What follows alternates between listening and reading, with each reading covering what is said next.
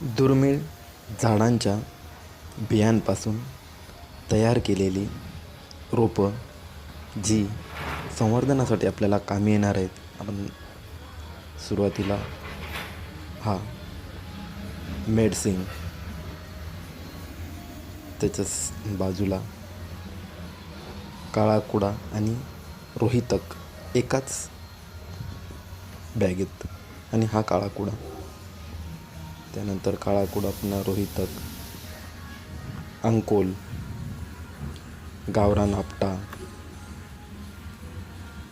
अंकोल, रोहितक, त्यानंतर हे